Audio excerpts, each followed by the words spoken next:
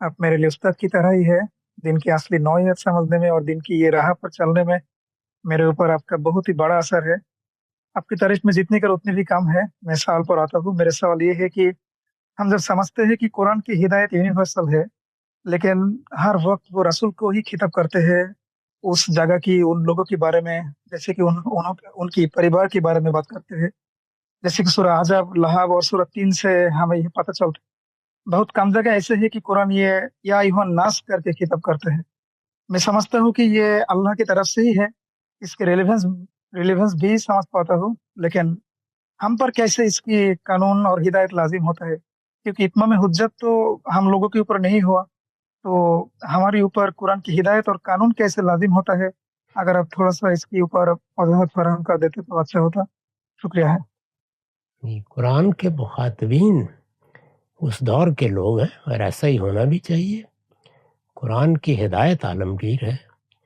वो हिदायत उसके रैशनल पर मबनी होती है, यानी जो बात कही गई है वो क्या है। अब मिसाल के तौर पर अगर उन लोगों को ये बताया गया है कि क्या हमाकत कर रहे हो, अपने ही बनाए हुए तवहमात को खुदा बना रहे हो, अल्लाह एक ही है, तो इसमें क्या बात है जो वहाँ रह जाएगी। जैसे उनके लिए हक है ऐसे लिए मेरे लिए भी हक है। ये बात कि एक दिन क़यामत आने वाली है, ये तो नहीं कहा उनको कि क़यामत जज़ीरा नुमा अरब में आनी है या मक्के में आनी है, आलमी सतह पर आनी है, पूरी दुनिया में आनी है।